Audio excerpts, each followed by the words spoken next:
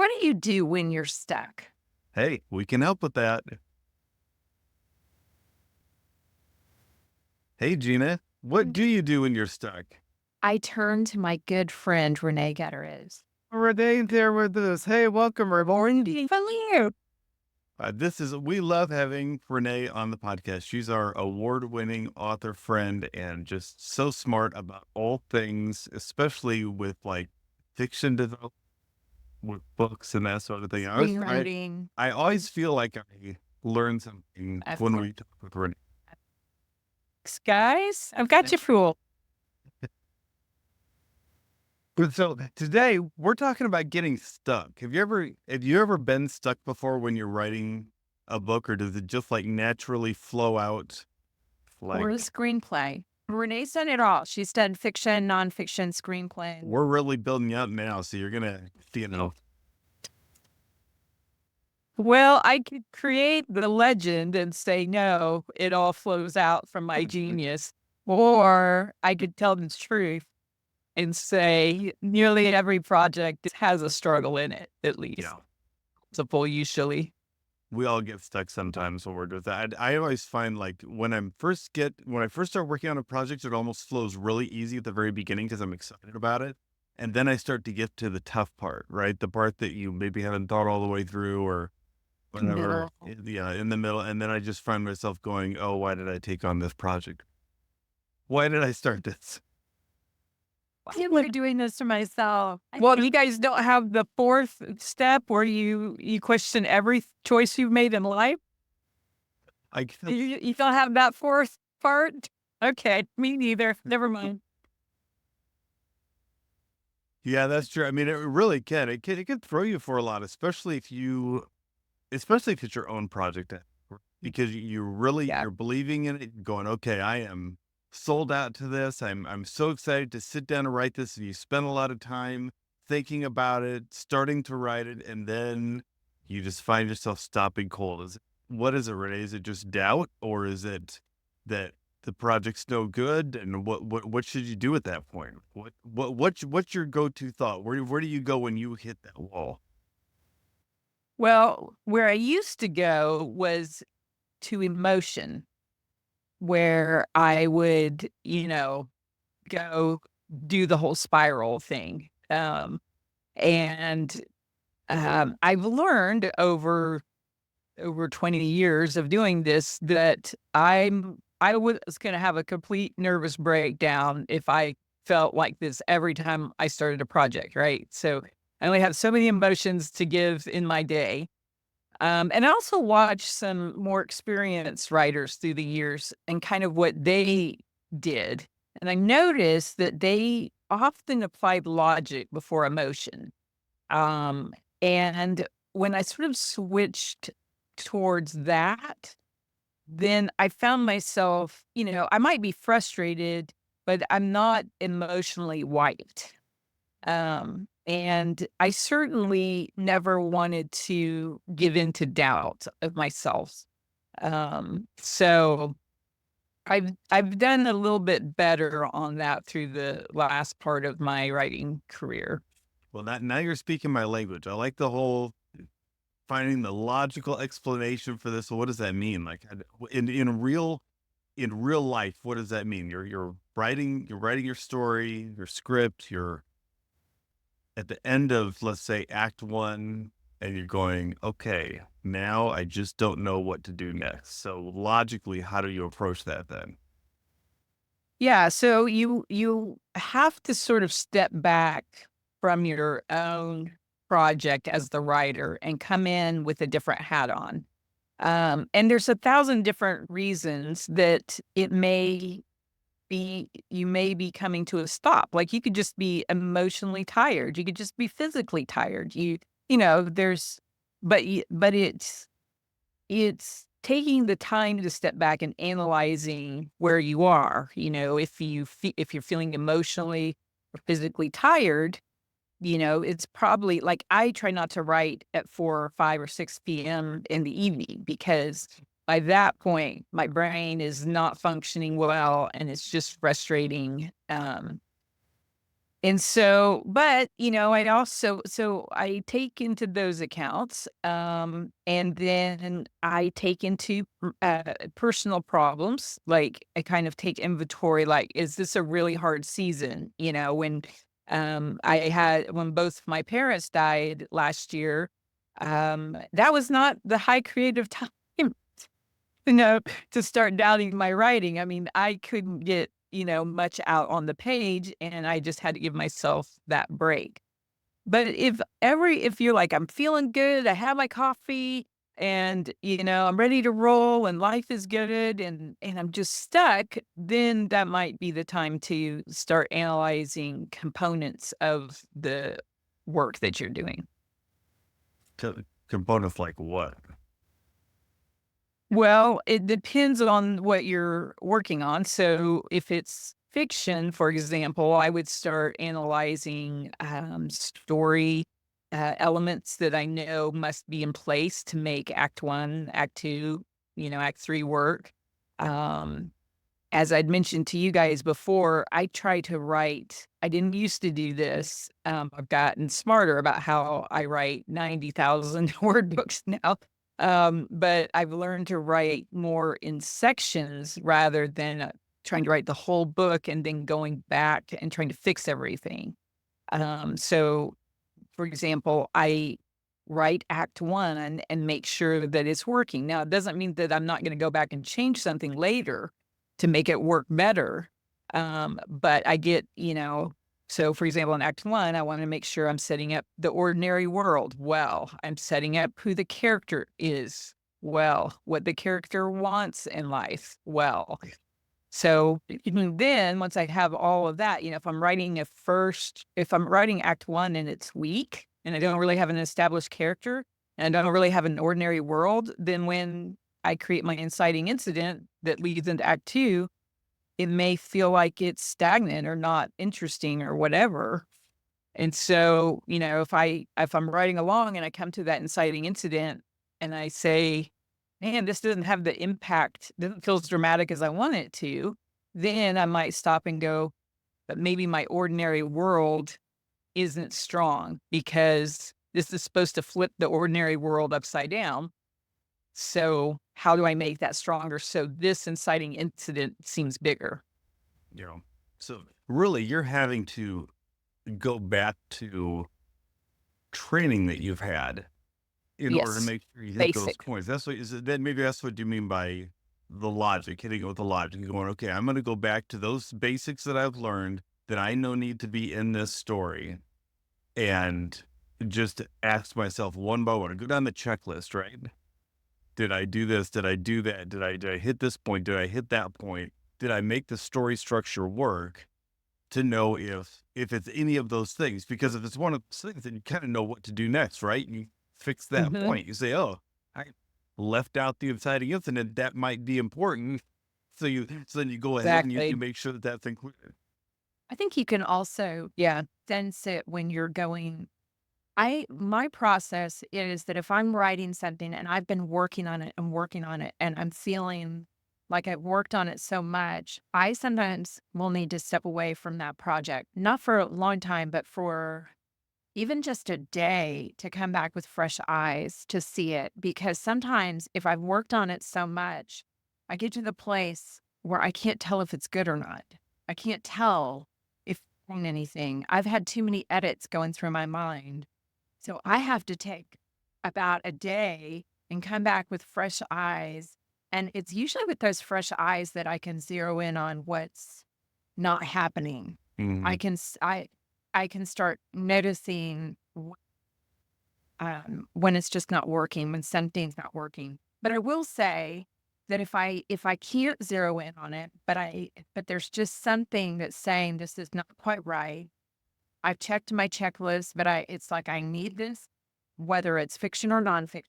That's when I reach for outside help. I reach for an outside opinion. I've reached out to Renee as a coach. I've gone to you to say, read this and what do you think? Where can I make it better? And I've always been like, you can't make it better, Gina. Perfect as it is. And that's why I talked to Renee. That's a good point though, Gina. I mean, because you and I have talked about the subconscious working in the background, solving problems, and it does take stepping away for a little bit. And usually when I'm realizing I've got some sort of problem, I unless I can identify it quickly, it does take a stepping away. I mean, it's almost always as I'm falling asleep that night that it dawns on me, or I'm in the shower the next morning and it hits me. It's all those times when your brain is more relaxed, and not so frenetic about it all that you give your brain like that permission to sort of play and figure out what needs to be done. I'm having flashbacks to one of the middle grade novels that I wrote that I was doing other projects while I was writing on it. And so I'd have to keep stopping before I could move forward. And I remember doing that where I would come back a day or two later, start working on it again. And I couldn't just start where I left off because so many other things had happened that my mind was full of all those things. And I remember starting in the morning, knowing that I was going to work on this project, and I would start on page 1 and I would just start reading. And I would spend a couple hours every time I went back to that novel, rereading the Yep. novel up to the point where I had stopped. And so, but by doing it, but usually by the time I got to the point where I'd stopped, I was excited because I was so much into my own story, because we tend to think our own stuff is great when we're working on it, and hopefully it is. But I was so into it that when I got to that point where it stopped, then I could just sit down and start writing because I was like, okay, I know what needs to happen next. And I would just start jumping right into it. So maybe that's sometimes what it is. It's just I'm going to take a little bit of a break and go back and start at the beginning, read it, and, and I think you see the holes in the story then too, right? You're just seeing it with fresh eyes. But I think there can be questions that we can ask ourselves, like with Renee and I were talking beforehand, and I'm working on a nonfiction project right now, and I'm in this place. I'm in this place where one of my chapters, I'm reading it and I'm getting bored.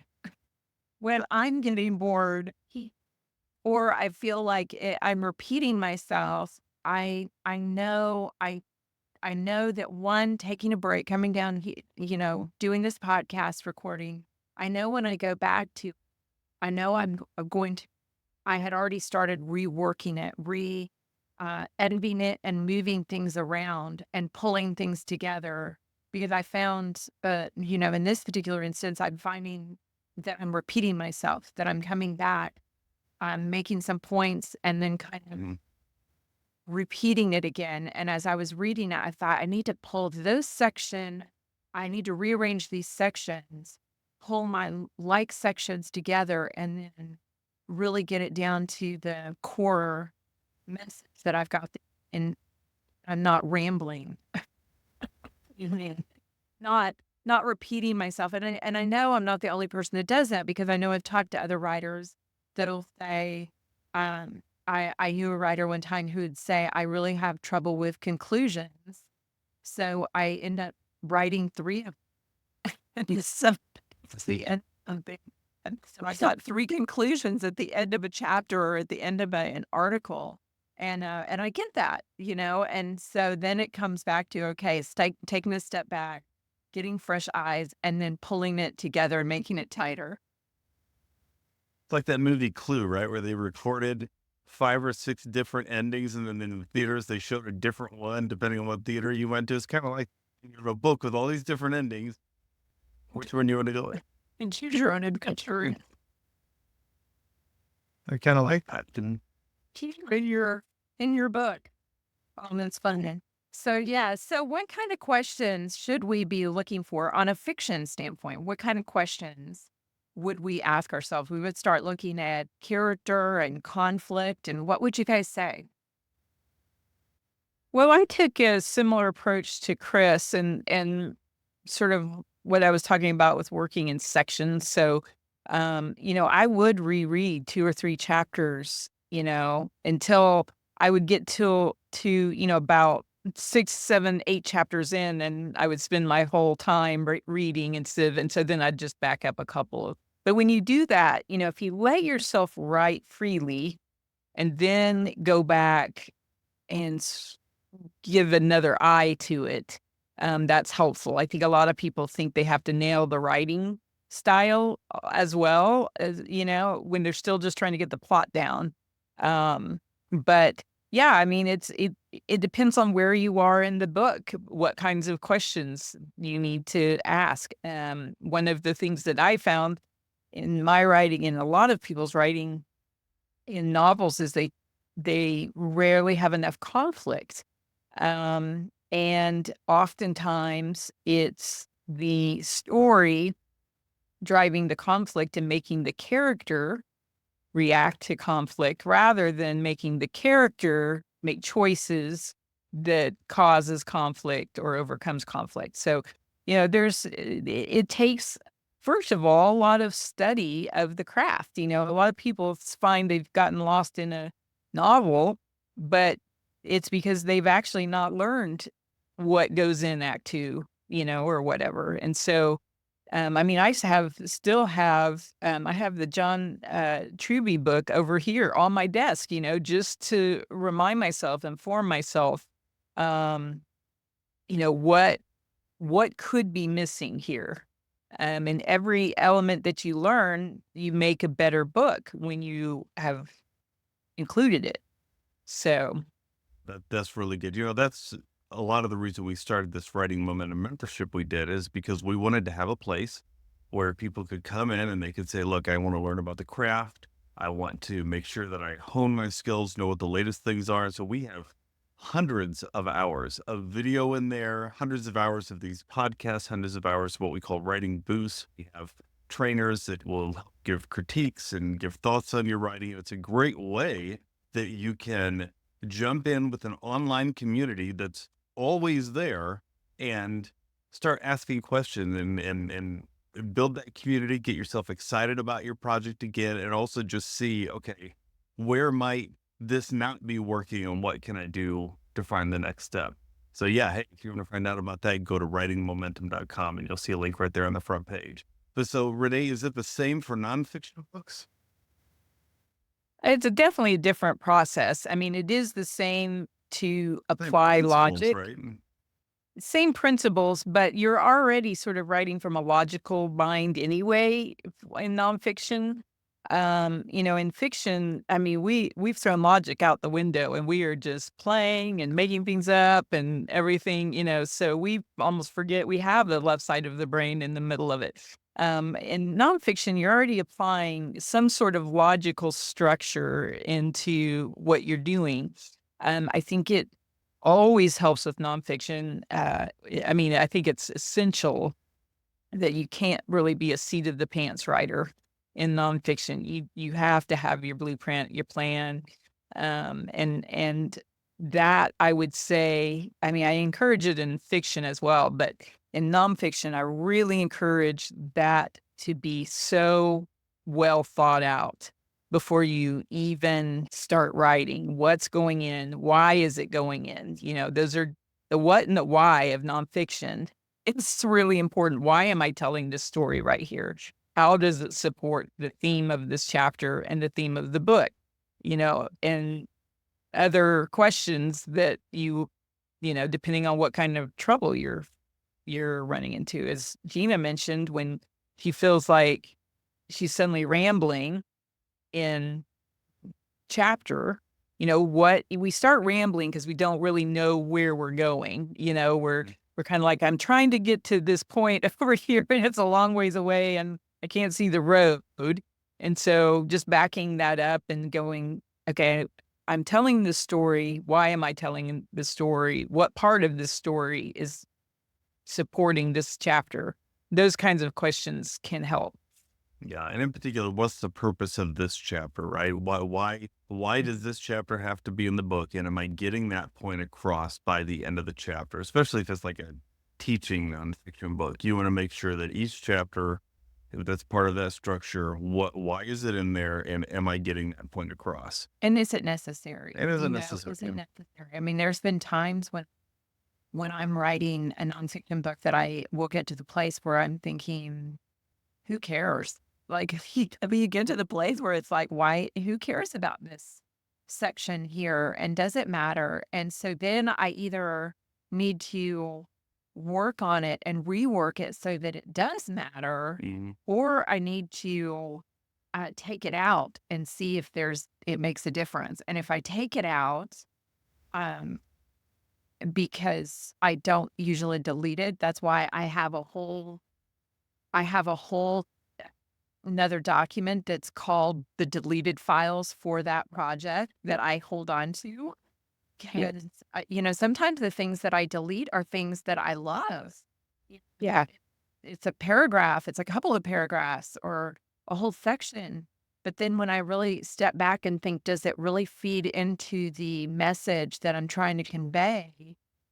Is it strong enough? Or maybe something else is stronger, then it might need to go over there. And I think in my 20 years of doing this, I've probably only gone back and accessed that maybe one time. Usually when I finally make the decision, it has to go in the deleted file. Mhm. I rarely went back to it because usually by that time I've already asked all these questions. I've already Yeah. asked so many questions that I'm like, okay, yeah, this really, and I've highlighted it and read around it and I've checked everything out and I'm like, yeah, it doesn't really matter. It's not adding to the overall message. So yeah. Yeah, and sometimes I think you've got to also help the reader understand why they need to care about a particular point. Like if there's a teaching book, and you'll say, I've got 10 things I'm teaching in this book, and you're at point number 5, and you're like, who cares, right? And you realize, okay, but this is an important point. I've got to help the reader understand why this is important so that you can ignite that fire in them to go, oh, I now see I need to know about this. What's the answer? And then when you present the answer, it means something. That's good. Well, very good. Well, you know what? I don't have any more doubts about my writing, and I am ready to just jump into things now. Well, let's cover doubt real quick because that is, I think, the one thing we want to keep from happening is when you hit that wall, doubting, whether you should write this book, whether you're doing, you're just writing in vain, whether you have the talent to pull it off, Mm. all of those book killers can creep in and they really can. I wonder how many great books have been derailed by, somebody hitting a wall and then just walking away from the whole book. What have we There's not so gotten to many. read? So many. Oh, Yeah, there's so many. And so, my thing is I most likely won't walk. I don't think I've for many, many, many years have I abandoned a project completely. I will though. I give myself permission to abandon it if after all the analysis I realize, oh, this whole thing isn't, or I don't like this as much as I thought I did. I don't know if I want to spend 90,000 words with this character or whatever. I'll abandon it, but I don't want to abandon it out of self doubt. I want to abandon it because I've given it some thought. that's really good. If you're listening to this and you're thinking, I got a project that I kind of started doubting myself on and I put a drawer, I encourage you to open up that document again and start giving it a read and see if it ignites that fire within you again that makes you think, hey, this might have some legs, and maybe it's time to resurrect that project because yeah, we don't want those projects that were so meaningful to us sometimes when we started just to die and go away. I think that's also a valid and important reason to be part of the writing community. I think being part of the writing community, if you're trying to do it all on your own, and we always say that writing is not a solitary venture. Mhm. And I think that is so true because if you're trying to do this on your own without any support or anyone who is further along in the process or anyone understands what you're trying to do, then it would be really easy for those doubts to get in and just kill 100%. your book. So that is another reason why the writing membership, why we have this membership, why we have that community, is to support people and help people through, no matter where they are. And we have people in our membership who are brand new writers. We have some that are more experienced, that are farther along on the path. So it's for everyone. Yeah. So come join Renee, join Gina, join myself, and we'll all write together. That's right. Well, Renee, I'm so glad you got to join us today. This has been fun. I always love hanging out with you guys and talking shop. All right. Well, until next time, we are going to sign off for this week. This is a good discussion. This is always a good discussion. And remember, you are not in this alone. We want to work on our writing, as Gina said, not as a solitary venture, but together, because together we have writing momentum. Bye-bye.